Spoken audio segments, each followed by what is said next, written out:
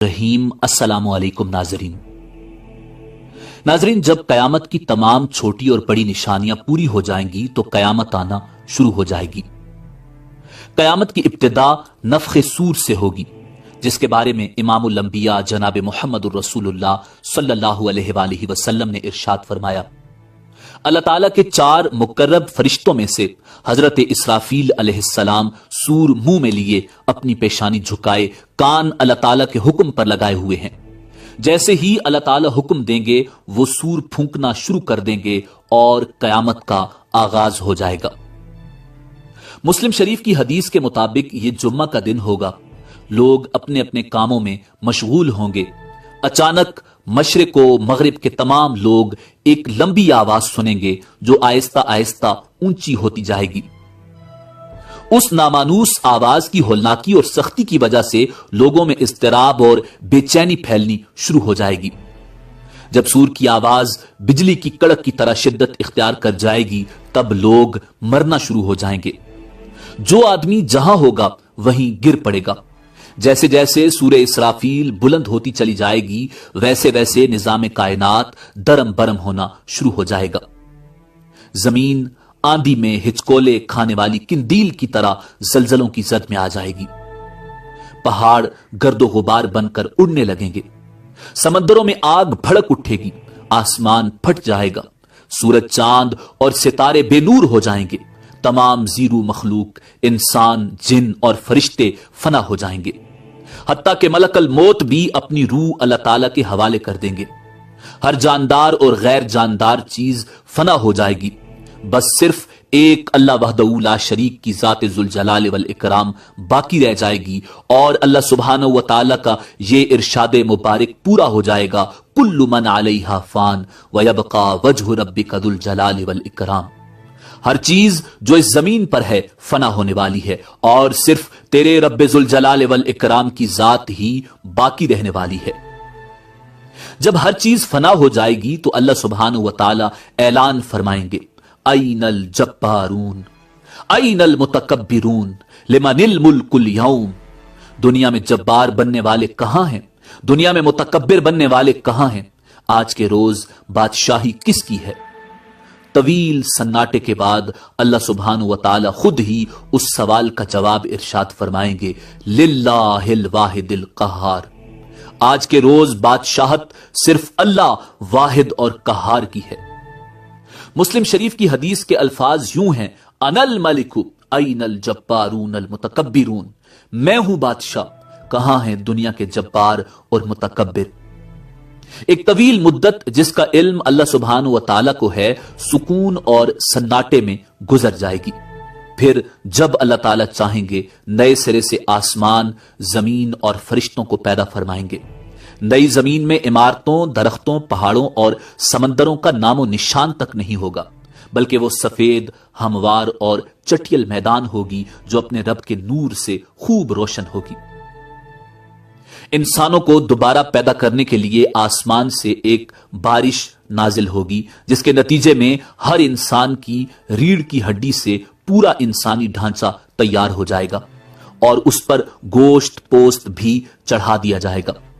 اس کے بعد جناب اسرافیل علیہ السلام کو دوسری مرتبہ سور پھونکنے کا حکم دیا جائے گا اور تمام انسان ننگے پاؤں، ننگے بدن اور بے ختنہ اٹھ کھڑے ہوں گے جس طرح ماں کے پیٹ سے پیدا ہوئے تھے، اور اللہ تعالیٰ کا یہ فرمان بھی پورا ہو جائے گا کہ تم لوگ فردن فردن ہمارے پاس حاضر ہوگے جس طرح ہم نے پہلی مرتبہ تمہیں پیدا کیا تھا۔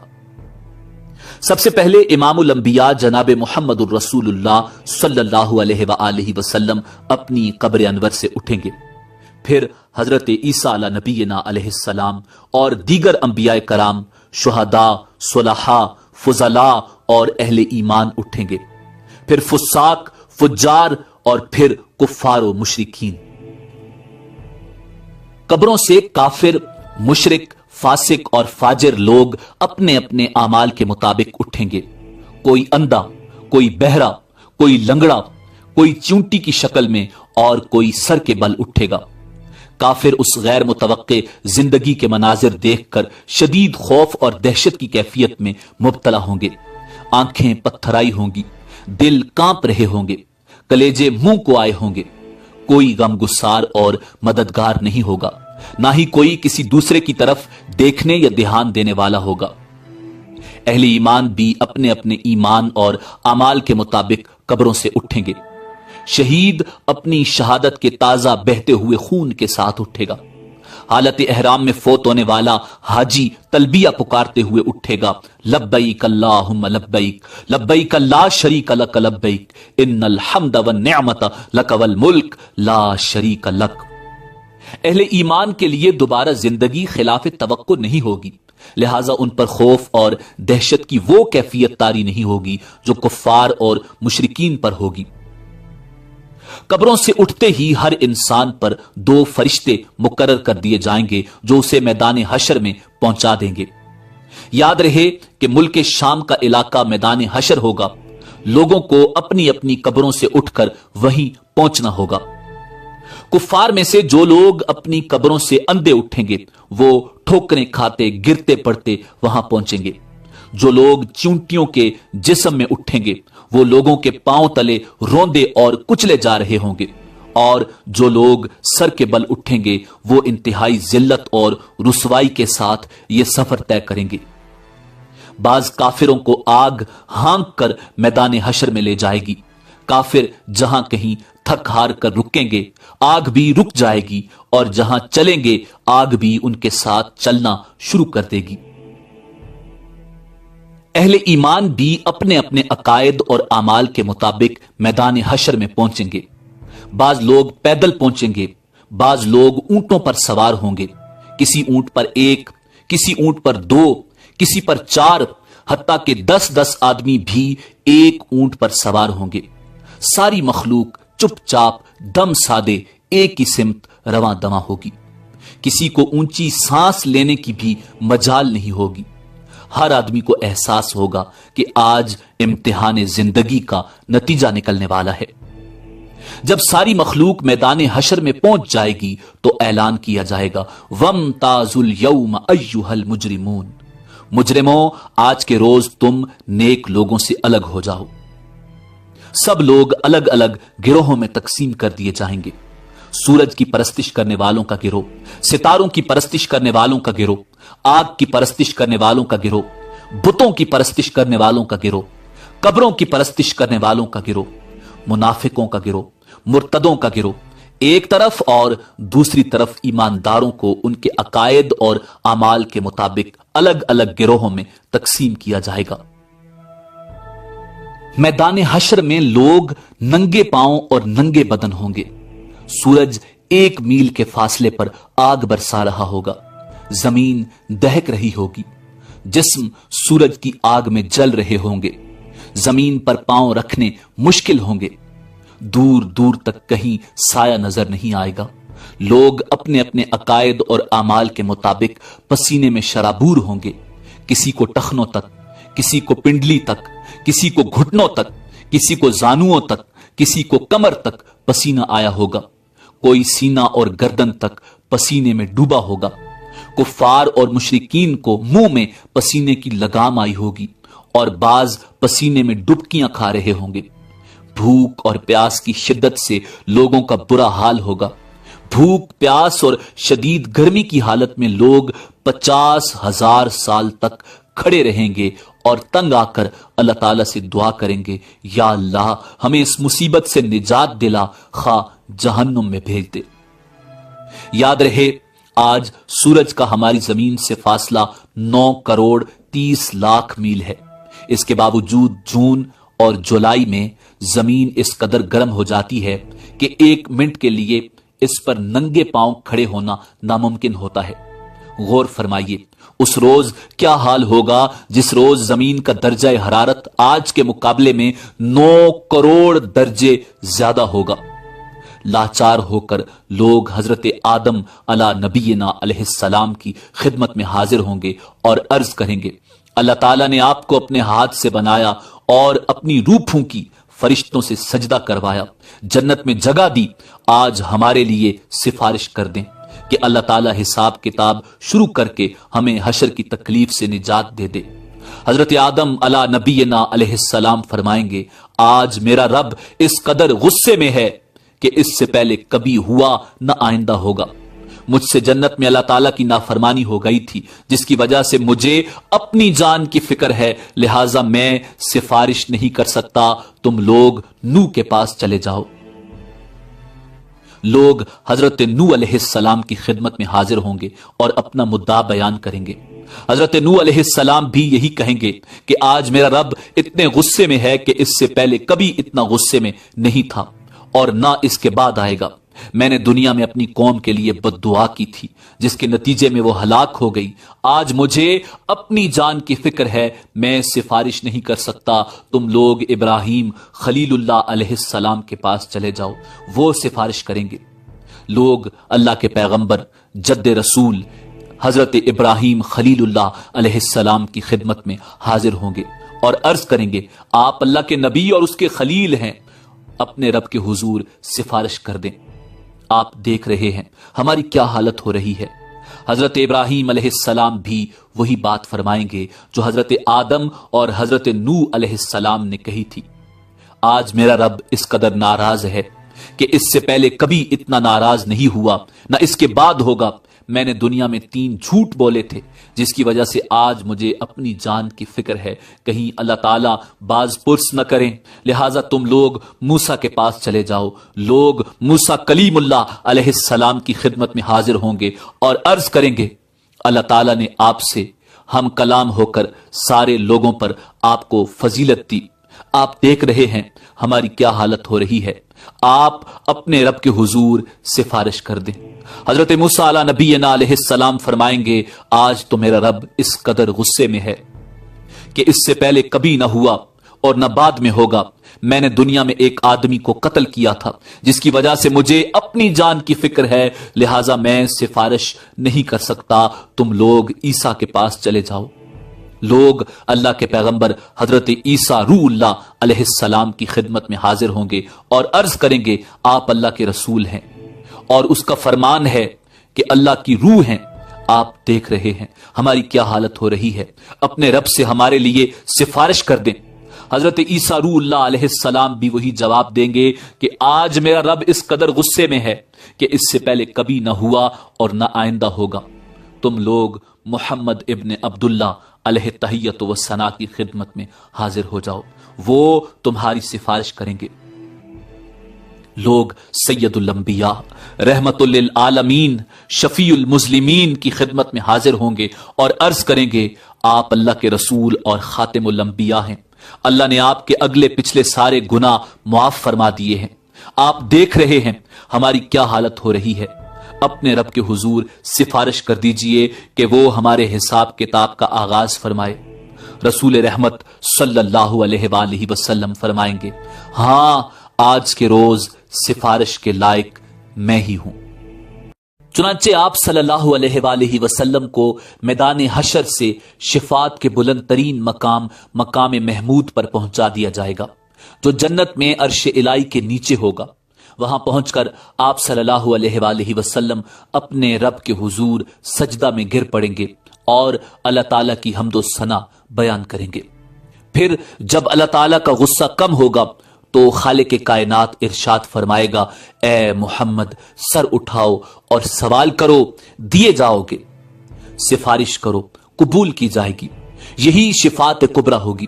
شفاعت کبریٰ کی منظوری کے بعد رسول اکرم صلی اللہ علیہ وآلہ وسلم مقام محمود سے میدان حشر میں واپس تشریف لائیں گے. اس کے بعد حق تعالی فرشتوں کی میت میں میدان حشر میں نزول اجلال فرمائیں گے. فرشتے زمین کے دور و نزدیک کناروں پر صف بستہ کھڑے ہوں گے. 8 فرشتوں نے اللہ تعالی کا عرش تھام رکھا ہوگا. عدالت الہی قائم ہو جائے گی. ملائکہ، انبیاء، اولیاء اور صلحاء کو بطور گواہ طلب کر لیا جائے گا. فرشتوں کو حکم ہوگا کہ وہ لوگوں میں ان کے نامہ اعمال تقسیم کر دیں. اہل ایمان کو سامنے سے اور دائیں ہاتھ میں نامہ اعمال دیا جائے گا اور کفار و مشرکین کو پشت کی طرف سے بائیں ہاتھ میں نامہ اعمال دیا جائے گا. नामा अमाल पर नजर डालते ही हर आदमी के सामने उसकी सारी जिंदगी पेश हो जाएगी। भूले बिसरे माजी की सारी यादें ताजा हो जाएंगी। अहले ईमान के रोशन चेहरे कुछ और भी रोशन और तरोताजा हो जाएंगे और वो खुशी खुशी दूसरों को अपना अमालनामा दिखाएंगे और कहेंगे, हा उमुक़रऊ किताबिया, लोगो आओ मेरा नामा अमाल पढ़ो। कुफार और मुशरिकीन के चेहरों की सियाही में और भी कुछ इजाफा हो जाएगा। जिल्लत उनके चेहरों पर छा जाएगी। हसरत व निदामत से वो अपने हाथों को चबाएंगे और कहेंगे, काश मैं अपना नामा अमाल न देखता। या लैतनी लम ऊत किताबिया, मैं अपना नामा अमाल न देखता, मुझे अपना नामा अमाल न दिया जाता। वलम अदरी मा हिसाबिया, और काश मैं ना जानता कि मेरा हिसाब क्या है। कुफार व मुशरिकीन बार बार अपने नामा अमाल को देखेंगे और ताज्जुब से कहेंगे कि ये कैसा अजीबो गरीब नामा अमाल है जिसमें हर छोटा बड़ा अमल लिखा हुआ मौजूद है। या वैलता माली हादल किताबी ला युगादिरु सगीरतन वला कबीरतन इल्ला अहसाहा, हाय हमारी कमबख्ती, ये नामा अमाल कैसा है, कोई छोटे से छोटा या बड़े से बड़ा अमल ऐसा नहीं जो इसमें शामिल ना हो। अमाल नामों की तकसीम के बाद सवाल और जवाब का सिलसिला शुरू होगा। अल्लाह सुब्हानो व तआला जिस से चाहेंगे बगैर किसी तर्जुमान के बराह रास्त सवाल करेंगे। सबसे पहले मुशरिकों से पूछा जाएगा कि उन्होंने शिर्क क्यों किया। मुशरिक इनकार कर देंगे और अल्लाह ताला की कसम खाकर कहेंगे, हमने तो कभी शिर्क नहीं किया। वल्लाहि रब्बिना मा कुन्ना मुशरिकीन, अल्लाह ताला किरामन कातिबीन को गवाही के लिए बुलाएंगे। वो मुशरिकों के शिर्क की गवाही देंगे, लेकिन मुशरिक फिर इनकार कर देंगे। शिर्क से भरपूर किरामन कातिबीन का तैयार किया हुआ नामा अमाल उनके सामने रख दिया जाएगा। मुशरिक उससे भी इनकार कर देंगे। फिर उस दौर के अंबिया, उलमा और औलिया को गवाही के लिए बुलाया जाएगा, तो वो उनके शिर्क की गवाही देंगे, लेकिन मुशरिक उससे भी इनकार कर देंगे। फिर कब्र या मिजार की वो जगह जहां शिर्क किया जाता था गवाही के लिए लाई जाएगी, वो भी मुशरिकों के शिर्क की गवाही देगी, लेकिन मुशरिक उसका भी इनकार कर देंगे और अल्लाह ताला से मुखातिब होकर कहेंगे, या अल्लाह, क्या तूने अपने बंदों को जुल्म से पनाह नहीं दी। अल्लाह ताला इरशाद फरमाएंगे, हां मैंने अपने बंदों को जुल्म से पनाह दी है।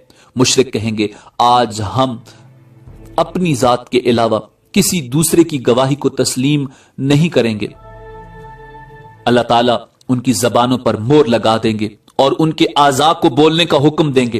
तब मुशरिकों के आज़ा गवाही देंगे कि हां वाकई ये शिर्क करते थे, और यूं उन पर जहन्नुम वाजिब हो जाएगी। मुशरिक अपने आज़ा को लान तान करेंगे कि हम तो तुम्हें जहन्नुम से बचाने की कोशिश कर रहे थे। जवाब में आज़ा कहेंगे, जिस अल्लाह ने तुम्हें कुव्वत गोयाई अता फरमाई है उसने हमें बोलने का हुक्म दिया था, हम कैसे इनकार कर सकते थे। एक मुनाफिक से अल्लाह ताला सवाल करेंगे, क्या मैंने तुझे दुनिया में इज्जत, हुकूमत, अहलो अयाल और मालो दौलत नहीं दिया था। वो अर्ज करेगा, क्यों नहीं या अल्लाह, सब कुछ दिया था। अल्लाह ताला दूसरा सवाल पूछेंगे, क्या तुझे यकीन था कि कयामत आएगी और अल्लाह ताला के सामने जवाबदेही होगी। मुनाफिक कहेगा, हां या रब, मुझे यकीन था, मैंने तेरा कलमा पढ़ा, तेरी किताब पर ईमान लाया, तेरे रसूल पर ईमान लाया, नमाज पढ़ी, रोजे रखे, ज़कात दी। मुनाफिक अपनी तारीफें करने में पूरा जोर बयान सर्फ कर देगा। अल्लाह ताला इरशाद फरमाएंगे, अच्छा जरा ठहरो, हम कुछ और गवाह लाते हैं। मुनाफिक अपने दिल में सोचेगा कि मैं तो मुसलमानों के साथ मिलकर नमाज रोजा करता रहा, आज मेरे खिलाफ गवाही कौन देगा। अल्लाह ताला उसके मुंह पर मोहर लगा देंगे और उसकी रान को बोलने का हुक्म देंगे। चुनाचे उसकी रान, उसके बदन का गोश्त, उसके बदन की हड्डियां और उसके जिस्म का रुआं रुआं उसके निफाक की गवाही देगा कि एक तरफ तो ये नमाज रोजा करता रहा और दूसरी तरफ कुफ्फार से दोस्ती पर नाजा था और उनके मफादात का तहफ्फुज करता रहा, मुसलमानों को धोखा देता रहा और उनसे गद्दारी करता रहा। अल्लाह ताला उस पर सख्त गजबनाक होंगे और उस पर जहन्नुम वाजिब हो जाएगी। अहले ईमान से सवालो जवाब का अंदाज बिल्कुल मुख्तलिफ होगा। ایک مومن آدمی کو اللہ تعالیٰ اپنے قریب بلا کر اس پر اپنا دامن رحمت ڈال دیں گے اور سوال کریں گے تو نے فلاں گناہ کیا تھا، تو نے فلاں گناہ کیا تھا؟ مومن عرض کرے گا ہاں یا اللہ کیا تھا۔ اللہ تعالیٰ اس کے ایک ایک گناہ کے بارے میں سوال کریں گے اور وہ اقرار کرتا چلا جائے گا اور سوچے گا کہ اب تو وہ ضرور ہلاک ہو جائے گا۔ آخر میں اللہ تعالیٰ ارشاد فرمائیں گے میں نے تیرے گناہوں پر دنیا میں بھی پردہ ڈالا ہوا تھا اور آج بھی پردہ ڈال رہا ہوں، اور اسے جنت میں بھیج دیا جائے گا۔ افراد کے علاوہ انبیاء اور رسل کی تکذیب کرنے والی اقوام سے بھی سوال و جواب ہوں گے۔ قوم نوح سے سوال ہوگا تم نے پیغمبر کی تکذیب کیوں کی؟ اور وہ حضرت نوح علیہ السلام اور ان کی دعوت کا انکار کریں گے۔ اللہ تعالیٰ حضرت نوح علیہ السلام سے فرمائیں گے نوح اپنے حق میں گواہی لاؤ۔ حضرت نوح علیہ السلام عرض کریں گے میری گواہی امت محمدیہ ہے۔ چنانچہ امت محمدیہ کے علماء، اولیاء اور صلحاء حاضر کیے جائیں گے اور وہ گواہی دیں گے کہ ہاں نوح پیغمبر بنا کر بھیجے گئے تھے اور انہوں نے 950 سال تک حق رسالت ادا کیا۔ قوم نوح کہے گی تم تو ہمارے زمانے میں موجود ہی نہیں تھے، تم یہ گواہی کیسے دے رہے ہو؟ اس پر رسول اکرم صلی اللہ علیہ وآلہ وسلم کو لایا جائے گا اور وہ اپنی امت کی صداقت کی گواہی دیں گے کہ میری امت نے قرآن مجید کی روح سے بالکل سچی گواہی دی ہے۔ رسول اکرم صلی اللہ علیہ وآلہ وسلم کی اس گواہی کے بعد قوم نوح لاجواب ہو جائے گی اور مجرم قرار پا کر جہنم میں ڈال دی جائے گی۔ ایسا ہی معاملہ قوم ہود، قوم صالح، قوم شعیب، قوم لوط اور دوسرے انبیاء کی اقوام کے ساتھ ہوگا۔ جرم ثابت ہونے کے بعد کافر بارگاہ الہی میں درخواست کریں گے اے ہمارے رب، ہم نے سب کچھ دیکھ اور سن لیا، بس ایک دفعہ ہمیں دنیا میں واپس بھیج دے، ہم ضرور نیک عمل کریں گے۔ ارشاد ہوگا یہ ممکن نہیں، اب تو تمہیں اپنے کرتوتوں کا ہمیشہ ہمیشہ کے لیے مزہ چکھنا ہوگا۔ کفار دوسری درخواست یہ کریں گے یا اللہ ہماری گمراہی کے ذمہ دار ہمارے پیشوا اور لیڈر ہیں، انہیں ہماری نسبت دوہرا عذاب دیا جائے۔ ارشاد ہوگا تمہارا یہ عذر بھی قابل سماعت نہیں، گمراہ ہونے والوں کو گمراہ ہونے کا عذاب دیا جائے گا اور گمراہ کرنے والوں کو گمراہ کرنے کا عذاب دیا جائے گا۔ اپنی اپنی جگہ تم دونوں ہی مجرم ہو، دونوں کو اپنے اپنے کیے کی سزا ملے گی۔ حشر میں اس قسم کے سوال و جواب کے علاوہ دیگر اعمال کا حساب کتاب بھی ہوگا۔ حقوق اللہ میں سے نماز کا حساب سب سے پہلے ہوگا۔ جو آدمی نماز کے حساب میں کامیاب رہا انشاءاللہ باقی اعمال میں بھی کامیاب رہے گا، اور جو نماز کے حساب میں ناکام رہا وہ باقی اعمال میں بھی ناکام رہے گا۔ ارشاد نبوی صلی اللہ علیہ وآلہ وسلم ہے نماز جنت کی کنجی ہے۔ حقوق العباد میں سے سب سے پہلے قتل کا حساب لیا جائے گا، اس کے بعد دوسرے اعمال کا، مقتول کو قاتل سے، مظلوم کو ظالم سے، مجبور کو جابر سے، محکوم کو حاکم سے اس کا حق دلوایا جائے گا۔ اللہ تعالیٰ فرمائے گا میں بادشاہ ہوں اور حقوق دلوانے والا ہوں، آج کوئی جہنمی اس وقت تک جہنم میں نہیں جا سکتا جب تک کسی جنتی کو اس کا حق نہ دلوا دوں، اور کوئی جنتی اس وقت تک جنت میں نہیں جا سکتا جب تک کسی جہنمی کو اس کا حق نہ دلوا دوں۔ چھوٹے سے چھوٹے ظلم اور معمولی سے معمولی زیادتی کا حق بھی اللہ تعالی حقدار کو دلوا کر چھوڑیں گے۔ اگر کسی نے پیلو کی ٹہنی کے برابر کسی کا حق غصب کیا ہوگا یا کسی کی بے عزتی کی ہوگی تو اللہ تعالیٰ اس کا بدلہ بھی دلوائیں گے۔ اگر کسی نے کسی جانور پر ظلم کیا اور زیادتی کی ہوگی تو اس جانور کا بدلہ بھی اللہ تعالیٰ لے کے چھوڑیں گے۔ حتیٰ کہ اگر کسی جانور نے کسی جانور پر ظلم کیا ہوگا تو ان جانوروں کو بھی ایک دوسرے سے حقوق دلوانے کے لیے زندہ کیا جائے گا اور مظلوم جانور کو ظالم جانور سے بدلہ دلوایا جائے گا، اس کے بعد انہیں دوبارہ مرنے کا حکم دیا جائے گا۔ بدلہ یا حقوق کی ادائیگی نیکیوں کے ساتھ ہوگی۔ ظالم نے مظلوم پر جتنا ظلم کیا ہوگا اس کے برابر اس کی نیکیاں لے کر مظلوم کو دی جائیں گی۔ اگر ظالم کے نامہ اعمال میں نیکیاں نہیں ہوں گی تو پھر مظلوم کے گناہ ظالم کے سر پر ڈال دیے جائیں گے۔ حقوق لینے اور دینے کے بعد تمام انسانوں کے نامہ اعمال اپنی آخری شکل میں وزن ہونے کے لیے تیار ہو جائیں گے اور اتمام حجت کے لیے میزان قائم کیا جائے گا۔ میزان میں جن لوگوں کی نیکیوں کا پلڑا بھاری ہوگا وہ کامیاب قرار پائیں گے اور جنت میں جائیں گے، اور جن کی برائیوں کے پلڑے بھاری ہوں گے وہ جہنم میں جائیں گے۔ بعض لوگوں کے میزان میں ایک نیکی کی زیادتی یا ایک نیکی کی کمی ان کے جنتی یا جہنمی ہونے کا فیصلہ کر دے گی، اور کہا جاتا ہے کہ ہر شخص کے اعمال تلنے پر ایک فرشتہ اعلان کرے گا کہ فلاں ابن فلاں کامیاب ہوا یا فلاں ابن فلاں ناکام ہوا۔ لوگوں کے نامہ اعمال کا وزن ان کے ایمان اور عقیدہ کے مطابق ہوگا۔ کفار، مشرکین، مرتدین اور منافقین کے ڈھیروں نیک اعمال کا وزن ذرہ برابر نہیں ہوگا، جبکہ ایک مومن آدمی کے نامہ اعمال میں 99 گناہوں سے بھرے ہوئے رجسٹر ہوں گے۔ اللہ تعالیٰ کے سوالوں کے جواب میں وہ اپنے گناہوں کا اعتراف کرے گا۔ اللہ تعالیٰ فرمائیں گے اس کے اعمال میزان میں تولے جائیں، نیکیوں کے پلڑے میں ایک چھوٹا سا کاغذ رکھ دیا جائے گا جس پر کلمہ توحید لکھا ہوگا۔ وہی کلمہ توحید اس کے گناہوں سے بھرے 99 رجسٹروں پر بھاری ہو جائے گا اور وہ جنت میں چلا جائے گا۔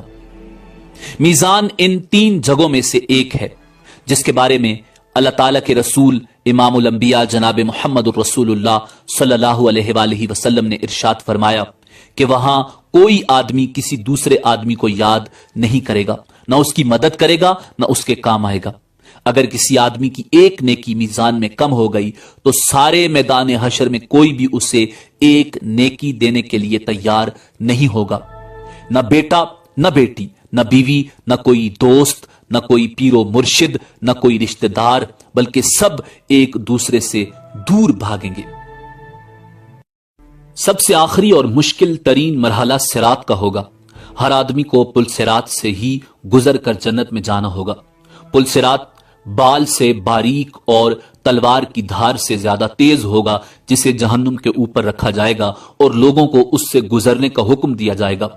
گزرنے سے پہلے پورے میدان حشر میں ہر طرف مکمل تاریکی اور اندھیرا چھا جائے گا۔ ہر آدمی کو اس کے عقیدہ اور اعمال کے مطابق صراط سے گزرنے کے لیے نور دیا جائے گا۔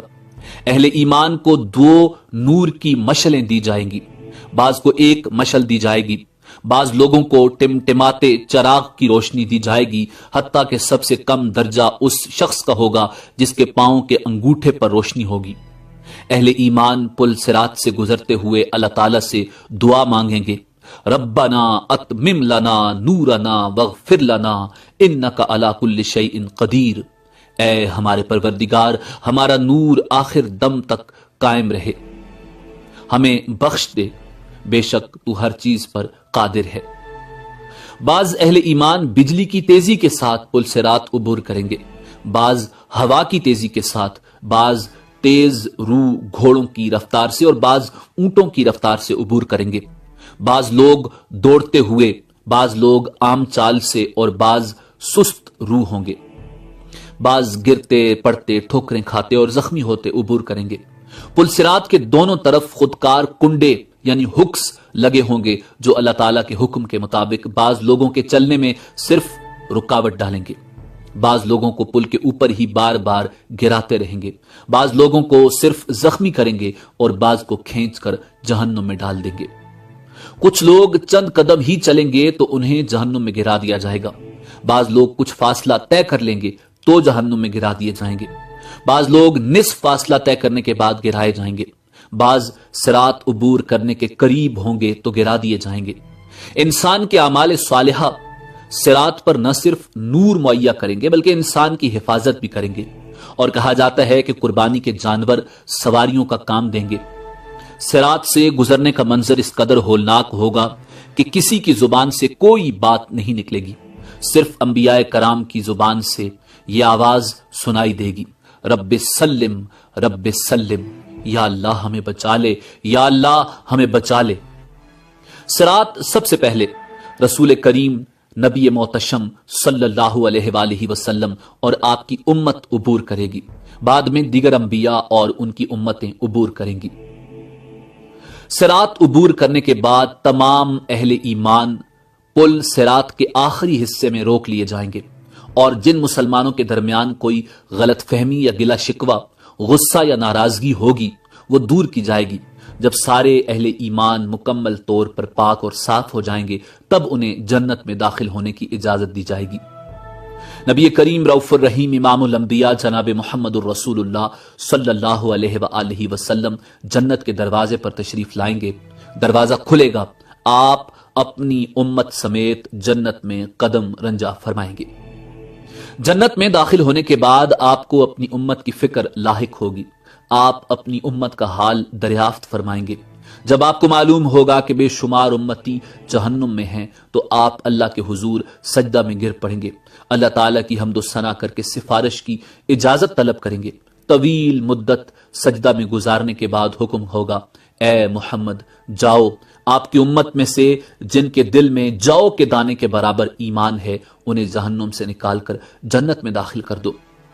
رسول کریم صلی اللہ علیہ وآلہ وسلم فرشتوں کو لے کر اپنی امت کے برگزیدہ افراد کے ساتھ جہنم کے کنارے تک جائیں گے اور فرمائیں گے، اپنے اپنے اعزاء و اقارب اور اپنی اپنی جان پہچان کے افراد کی نشانی بتاؤ تاکہ فرشتے انہیں نکال لائیں۔ چنانچہ ایسے لوگ جن کے دل میں جو کے دانے کے برابر ایمان ہوگا جہنم سے نکال کر جنت میں لے جائیں گے۔ اس وقت آپ صلی اللہ علیہ وآلہ وسلم کی امت اہل جنت کا 1/4 ہوگی۔ آپ کی سفارش دیکھ کر دیگر انبیاء کرام بھی اپنی اپنی امتوں کی سفارش کریں گے۔